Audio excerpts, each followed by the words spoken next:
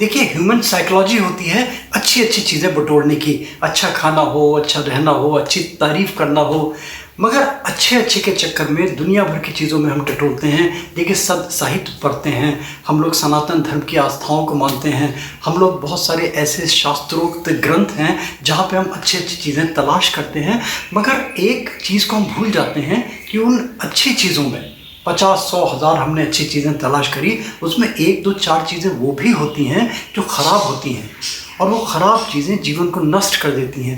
विशेष रूप से पितृपक्ष चल रहे हैं, ऐसे लोगों की मान्यता, ऐसी सनातन धर्म में आस्था है कि अगर इन कुछ चीज़ों को अगर आप अपनाते हैं पितृपक्ष में, तब लाभ की जगह हानि हो सकती है, अनर्थ हो सकता है, और आप पितृजनों के श्राप से श्रापित हो सकते हैं और उससे फिर बहुत सारे कष्ट भोग सकते हैं। देखिए, लंबा मैं नहीं बोलूँगा, महाभारत में क्या लिखा है, महाभारत में 7 चीज़ें वर्णित हैं, वो अगर कोई आदमी अपनाता है तो ये बहुत एक अभिशप्त माना जाता है। ये माना जाता है कि व्यक्ति की खुशहाली, व्यक्ति की हैप्पीनेस, व्यक्ति की प्रॉस्पेरिटी, व्यक्ति की और बहुत सारी चीज़ें जीवन में ज़रूरी होती हैं, कहीं ना कहीं व्यवधान आते हैं, कहीं ना कहीं रिस्ट्रिक्शन आते हैं, और लोग त्रस्त होते हैं, परेशान होते हैं रोग शोक और दुनिया भर की प्रॉब्लम से।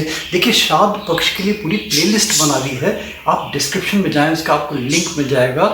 बहुत सारी चीज़ें, देखिए, लोग कहते हैं कि कौवे को दान, कुत्ते को दान, गैया को दान, इनका दान का किया हुआ अंश, इनका भोज्य पदार्थ किस तरीके से पितरजनों को पहुंच जाता है, और वो अंश जब पितरजनों को पहुंचता है तो पितरजन किस तरीके से अर्पण तर्पण से तृप्त होते हैं, और तृप्त होने के बाद में वो हमें आशीर्वाद देते हैं, हमारे ऊपर पूरी वर्ष अपनी कृपा बनाए रखते हैं। देखिए, गैया का उत्तम नारायण पांडे जी ने बहुत अच्छा इसमें विवरण दिया है, बहुत अच्छा इन्होंने एक्सप्लेन किया है कि क्या महत्व है गैया का हमारे सनातन धर्म में। और एक चीज़, एक रिक्वेस्ट ज़रूर होती है, आप नीचे डिस्क्रिप्शन में ज़रूर देख लीजिएगा पितृपक्ष से रिलेटेड। अच्छा लगे तो लाइक, सब्सक्राइब, फॉरवर्ड, एक नोटिफिकेशन बेल आता है, इसमें प्लीज़ ज़रूर क्लिक करते हैं। एक अब ज्वाइन बटन भी मिल गया, तो ज्वाइन बटन का लोग पूछते हैं कि इसका क्या फ़ायदा है। देखिए, इससे कुछ ऐसा फ़ायदा नहीं, ये केवल 59 रुपीज़ का एक पर्क है। इसमें हमें आपके जो हमारे क्वेश्चंस हैं वो हमें सीधे मिल जाएंगे। जैसे बहुत सारे क्वेश्चंस पुटअप करते हैं लोग कमेंट्स बॉक्स में,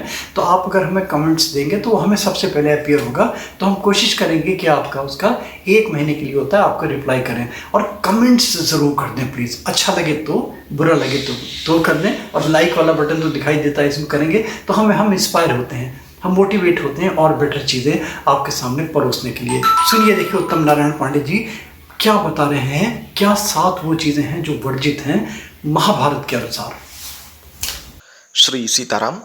गोपाल राजू मोटिवेशनल वीडियो के लिए मैं उत्तम नारायण पांडे आज श्राद्ध संबंधित एक अत्यंत महत्वपूर्ण विषय लेकर के उपस्थित हूँ। विषय है श्राद्ध में वर्जित वस्तु। आप सभी अपनी क्षमता अनुसार, अपनी बुद्धि अनुसार, अपने ज्ञान अनुसार श्राद्ध पक्ष चल ही रहे हैं। इसमें ब्राह्मण भोजन, तर्पण, पिंडदान, गाय को पंचबलि आदि सब करते हैं।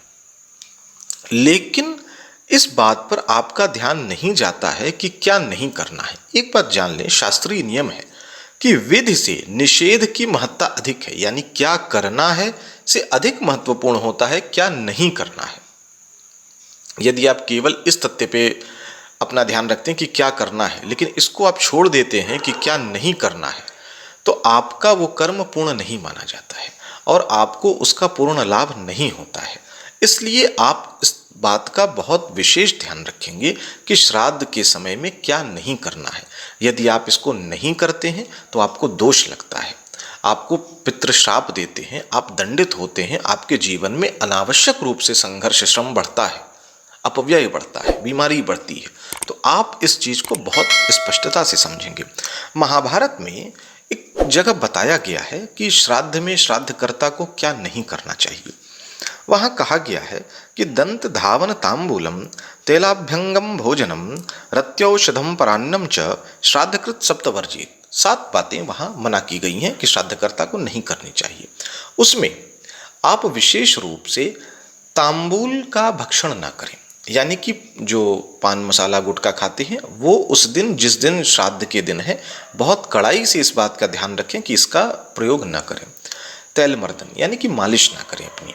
अच्छा, तीसरा, उपवास ना रहें, यानी कि व्रत ना रहें। अब देखिए, उपवास को आप समझ लेंगे। मान लीजिए आप एकादशी का व्रत रहते हैं और एकादशी के दिन ही आपके यहाँ श्राद्ध है, तो अब ऐसी परिस्थिति में उसका विकल्प ये होता है कि आप जो श्राद्ध के निमित्त भोजन बना है उसको सोंग करके और किसी गाय को खिला दें। लेकिन व्रत के अतिरिक्त यदि आपके यहाँ श्राद्ध पड़ता है तो अन्य किसी भी कारण से आप उपवास ना करें, भोजन अवश्य करें। संभव हो तो रतिक्रिया ना करें और परान्न भक्षण ना करें। परान्न भक्षण का अर्थ होता है कि दूसरे के अन्न का या दूसरे की कमाई के अन्न का भोजन न करें। उस दिन जो अन्न भोजन के रूप में ले वो अपनी ही कमाई का हो, ईमानदारी का हो। और इसके अतिरिक्त भी जो आचार्य, जो ब्राह्मण श्राद्ध में भोजन कर रहे हैं उनके लिए भी नियम है। उनके लिए कहा गया है कि पुनर्भोजन मध्वानम भार मायास मैथुनम दानम प्रतिग्रहो होम श्राद्ध भुक्त त्वष्ट वर्जित। उनके लिए 8 नियम बताए गए हैं कि वो 8 चीजें न करें। उसमें भी विशेष रूप से उनके लिए पुनर्भोजन की मनाही है। यानी अगर एक ब्राह्मण, एक आचार्य किसी के यहाँ श्राद्ध में आमंत्रित हैं तो वो वहां भोजन करने के बाद उस दिन दोबारा किसी के यहाँ भोजन न करें। अब आप इस चीज को समझ लें कि ये निषेध है और इन निषेध का आप पालन करेंगे तभी आपको लाभ होगा। यदि आप निषेध का पालन नहीं करते हैं तो आपको पूर्ण लाभ भी नहीं होगा, साथ ही समस्याएं भी बढ़ती चली जाएंगी। तो आशा करता हूं कि आप निषेध का अर्थ समझ गए होंगे। सीताराम।